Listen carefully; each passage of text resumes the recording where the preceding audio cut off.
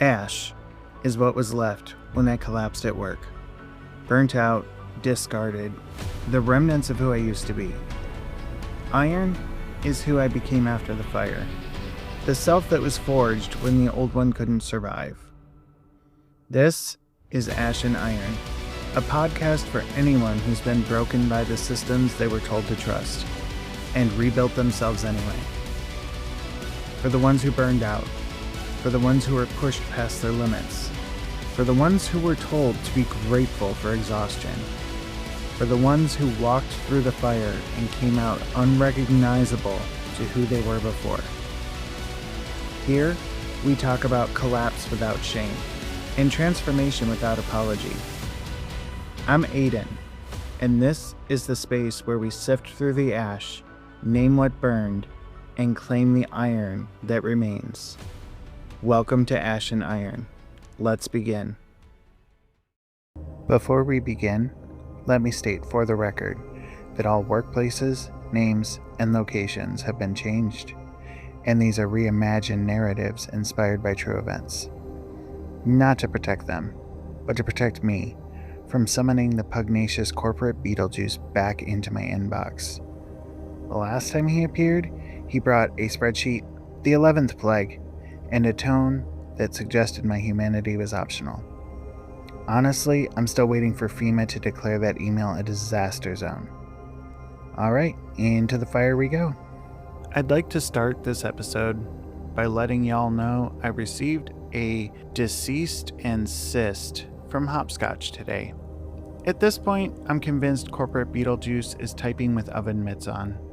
This early in the game, and I'm already getting fresh offerings for my shredder to turn into confetti. Gonna be collecting notices like Benny the Burnout Badger collects denied PTO requests from employees. Benny probably has a scrapbook of them, laminated and alphabetized by employee tiers. Today, we will be discussing leadership, the ones that run Hopscotch, the ones who ordered the coven of witches known as HR to curse the headquarters so the walls could absorb troublesome employees like insulation made of broken dreams. The ones who turned the building into a pastel-painted siphon that funnels every ounce of human energy straight into the executive suite. But before we go any further, I want to make a few things transparent about Hopscotch. First of all, in Hopscotch, image is everything, not productivity, not ethics, not employee well-being. Image. The pastel-polished illusion, the curated narrative, the brand-safe lie. Their first priority has always been protecting the narrative at all costs, even if it means rewriting reality, rewriting history, or even rewriting me. Second, in Hopscotch, the shadows tell the truth the company never will. Because in Hopscotch, the narrative and the truth cannot coexist. They repel each other like magnets. They hiss at each other like rival cats.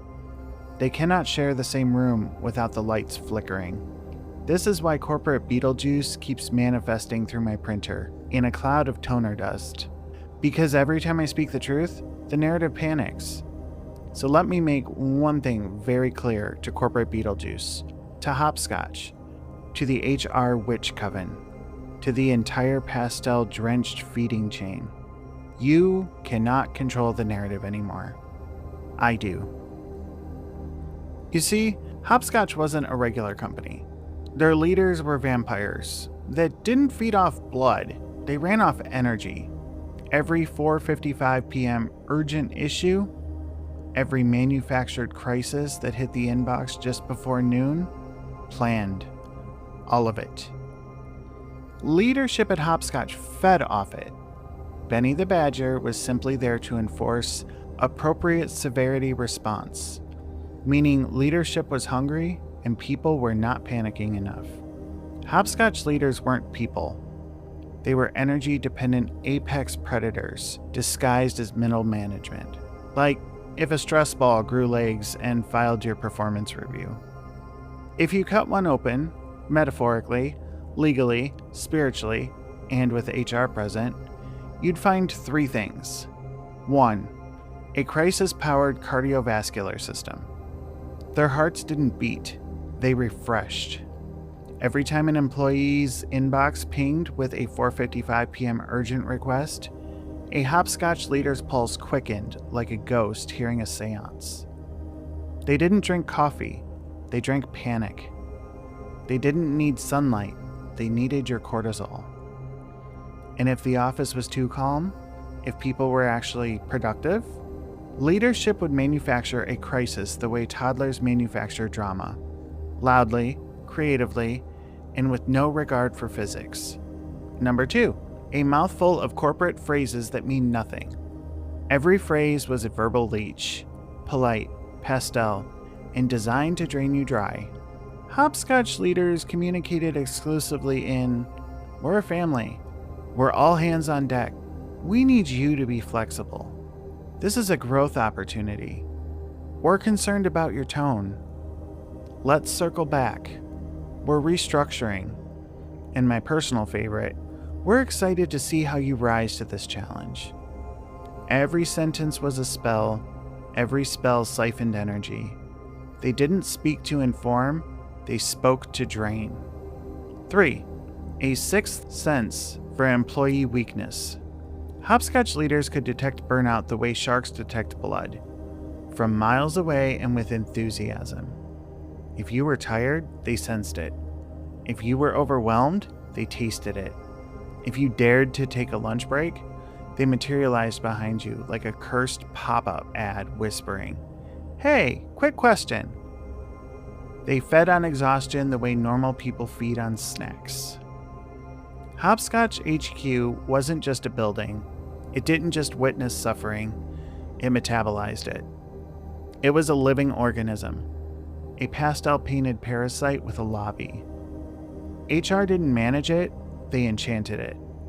The walls absorbed emotion like insulation. Every sigh, every frustrated mutter, every whispered, "I can't do this anymore." The walls drank it. They pulsed with it. They redistributed it to leadership like a demonic HVAC system. You weren't just working in a building, you were charging it. The lights flickered when leadership was hungry. If the fluorescent bulbs started strobing like a rave for ghosts, that wasn't a wiring issue. That was the building signaling, leadership needs a fresh crisis. Someone send an email. And like clockwork, a quick favor would appear in your inbox with the urgency of a medical emergency and the importance of a wet paper towel. The temperature dropped when someone questioned authority. Ask a reasonable question, challenge a decision, request clarity. Suddenly, the office was 47 degrees and your breath was visible. That wasn't the AC, that was the building punishing you. A supernatural HR slap on the wrist. The floors tilted toward leadership's office. Not enough to notice at first, just enough that your rolling chair drifted. Your pens migrated. Your sanity slid slowly toward the executive suite. The building wanted you closer to the source, closer to the feeding chamber. The break room was a trap. The fridge was always empty, the microwave always broken, the coffee always coming soon, because rest was forbidden. If you lingered too long, the motion sensor lights would shut off and the building would whisper, "Break time is over." And you'd scurry back to your desk like a guilty raccoon. Now, at the risk of getting another warning from corporate Beetlejuice or whatever cryptid is typing his emails, let's talk about the feeding ritual. I'm going to explain how the feeding ritual cycle worked.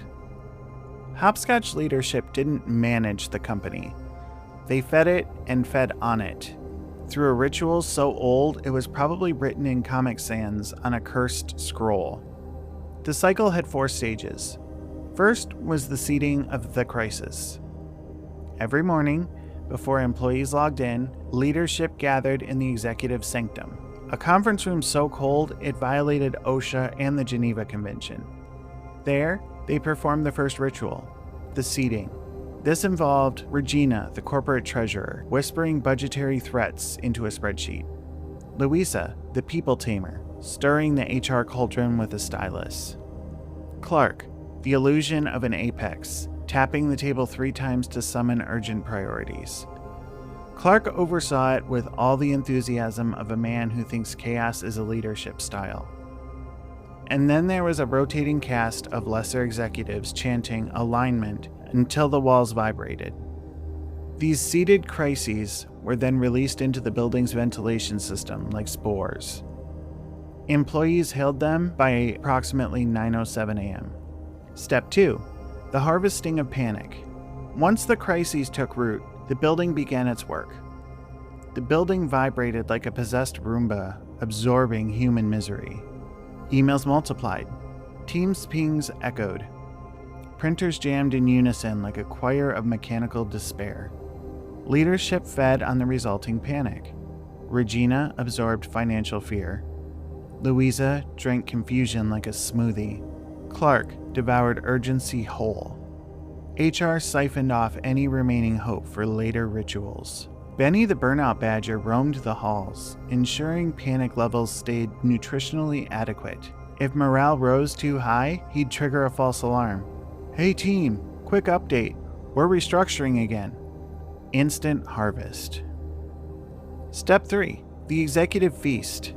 By 4:55 p.m., the sacred hour, leadership gathered again. This was the feast. They consumed the adrenaline from last-minute requests, the despair from missed lunches, the existential dread from touch bases, the tears absorbed by the carpet. Clark didn't just inhale chaos, he aerated it like a sommelier of suffering. Louisa sipped the emotional runoff with a stainless steel straw. Regina sprinkled budget dust over the feast like parmesan. This was their sustenance, their joy, and their wellness program. You may be asking why Sherry the tech overlord hasn't been included. She didn't need to be. She was the real apex. A demon who behind the scenes, her power magnified when leadership absorbed chaos. When they absorbed panic, Sherry didn't just control chaos. She was chaos, disguised as middle management. Step 4. The reset. At 5:01 p.m., the building exhaled. Lights flickered. Temperature dropped. The walls hummed with satisfaction. Employees felt drained, confused, and vaguely haunted. Leadership felt refreshed. The cycle reset. Tomorrow it would begin again. Here is where we get into exactly what the hierarchy was and a little overview of each. The pastel pantheon of power. Hopscotch leadership wasn't a pyramid. It was a feeding chain, a supernatural food web where every role consumed a different flavor of suffering. Here is the hierarchy. This is not a chain of command, it's a buffet line. Clark, the grand devourer of morale. Top of the food chain, the apex predator. Fed by urgency, chaos, company-wide fear, the collective dread of all hands meetings. See, Clark could sense productivity spikes the way a deity senses blasphemy. Louisa, the people tamer. Louisa didn't manage people, she tamed them. Fed on confusion, ambiguity, and the emotional whiplash of mixed messages. Her power grew every time someone said, "I'm not sure what's expected of me." She was the architect of the HR Coven's enchantments. Regina, the corporate treasurer. Regina controlled the purse strings and the fear strings. She fed on financial anxiety, the phrase, "We don't have the budget for that," and the sound of employees calculating rent in their heads. She could summon a hiring freeze with a single spreadsheet. The HR Coven, the enforcers of the pastel curse. A rotating circle of witches who maintained the building's enchantments. They fed on compliance, silence, and the energy released when someone said, "I don't want to cause trouble." They were the ones who turned the building into a living organism. Benny the Burnout Badger.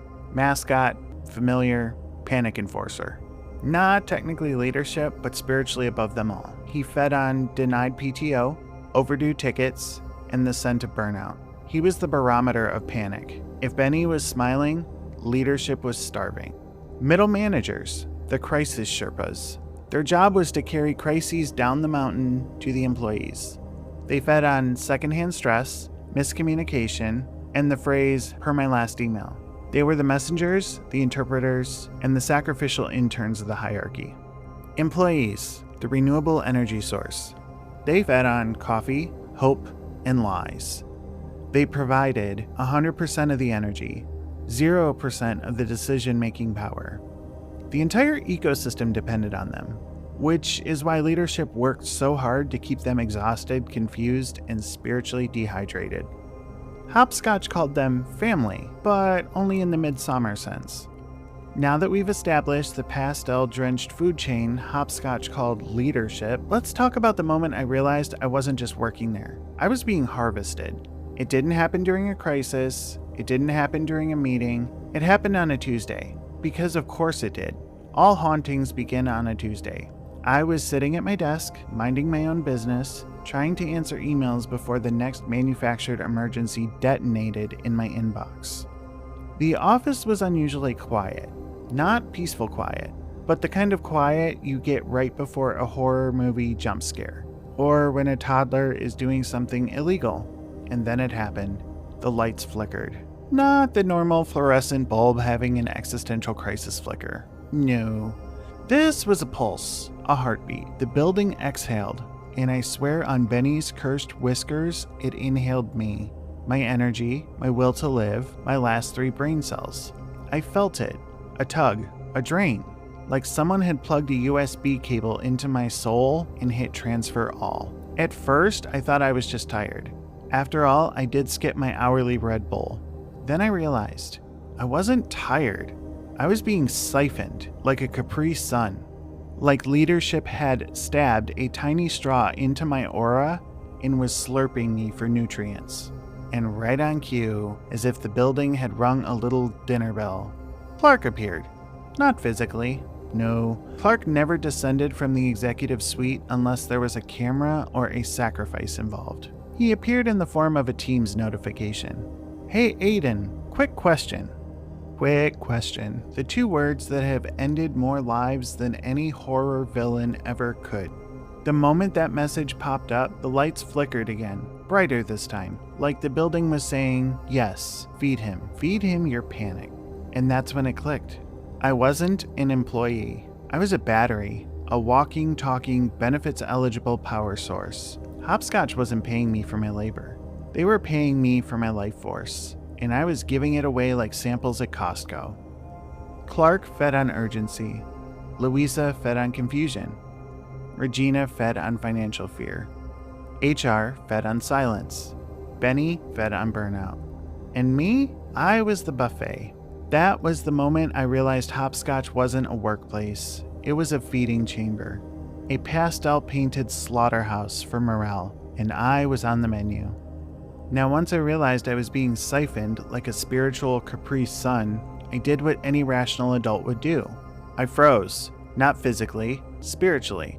My soul hit the Windows blue screen while my body kept typing. Because that Teams message from Clark wasn't just a message, it was a summons. Clark didn't send quick questions. Clark sent feeding invitations. And like an idiot, like a naive little woodland creature who hasn't yet learned what a snare is, I clicked. The moment I opened the chat, the building reacted. The lights dimmed, the air thickened, my monitor flickered like it was trying to warn me in Morse code. Then the worst part, I felt him. Not saw, not heard, felt. Clark had a presence, gravitational pull, a psychic Wi-Fi signal that only connected when he was hungry. It was like standing too close to a black hole wearing a lanyard. His message popped up. Hey Aiden, looping you in on something. Looping me in. Looping. Like a noose. The moment I read it, the building exhaled again. A long, satisfied hum that vibrated through the floor tiles and into my bones. And then Clark started typing. You know that little ellipsis typing indicator? Most people see it as communication. I saw it as a feeding tube. Every dot was a straw. Every pause was a sip. He typed, stopped, typed again, stopped again. Each pause drained me, like he was savoring the flavor profile of my panic. Notes of despair, hints of burnout, a smooth, hopeless finish. Finally, the message appeared. Need you to take point on a few things. A few things. At Hopscotch, a few things meant 3 crises, 2 impossible deadlines, 1 task that violated physics, and a bonus assignment that required necromancy. I felt the energy leave my body in real time. My vision dimmed like my soul was on power-saving mode. My spine audibly sighed. My last neuron packed a suitcase, and then the final confirmation. The building lights flickered in a perfect rhythm. Flicker, flicker, flicker, flicker. I swear to God, it spelled out bon appetit. That was the moment I knew Clark wasn't just a bad CEO. He wasn't just incompetent. He wasn't just a man who thought leadership meant send emails at 4:55 p.m. Clark was feeding on me, directly, personally, like I was his emotional DoorDash order. And the worst part, I could feel him getting stronger. My panic was his protein shake. My confusion was his electrolyte boost. My suffering was his pre-workout. And me, I was the gym, the equipment, and the membership fee. That was the moment I realized I wasn't dealing with a bad boss. I was dealing with a predator in a Patagonia vest, and I was already in his jaws. Now, Clark feeding on me was bad enough, but Clark never fed alone. He was a social eater, like a vampire who prefers a potluck. And right on cue, the moment Clark finished draining the last drop of my will to live, 2 more notifications appeared. 2 names, 2 omens, 2 pastel horsemen of the corporate apocalypse. Louisa and Regina, the people tamer and the corporate treasurer. The moment their icons lit up, the building reacted again. A low, hungry hum that vibrated through the carpet like a warning from the underworld. Louisa didn't type hello. Louisa didn't greet. Louisa didn't acknowledge humanity. She opened with looping in HR for visibility. Visibility, the corporate equivalent of shining a flashlight directly into your soul to see how close you are to breaking. The temperature dropped, my breath fogged. Somewhere in the distance, a printer jammed in solidarity. Louisa fed on confusion, and I could feel her sipping mine like a smoothie. Every question I didn't ask, she tasted it. Every boundary I did not set, she inhaled it.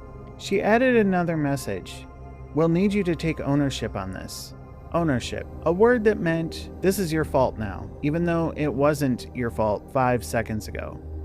The building pulsed again. Louisa was feeding. Then Regina joined. Regina didn't type words. Regina typed numbers, the most dangerous language of all. We're over budget on this. We need to tighten processes. Can you justify the time spent? Every sentence was a financial guillotine.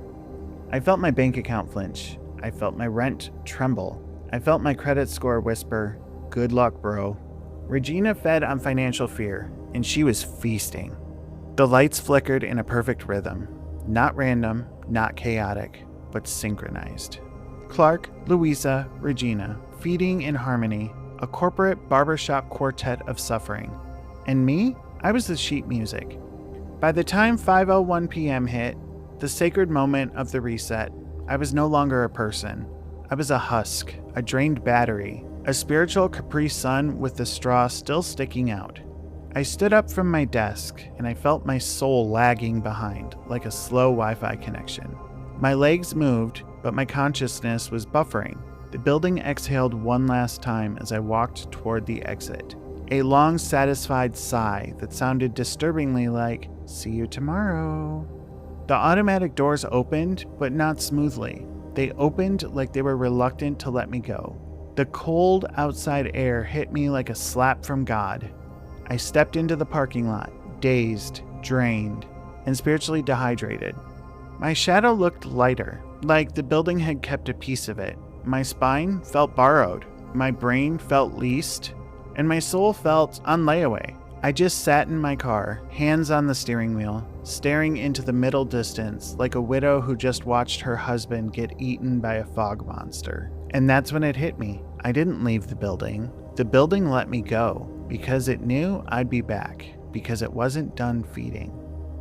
It didn't happen all at once. There was no dramatic lightning strike, no divine intervention, no Benny the Burnout Badger descending from the ceiling tiles like a furry omen of liberation. It was a slow, creeping, quiet mutation. 5 years into Hopscotch's pastel-colored nightmare, something inside me shifted.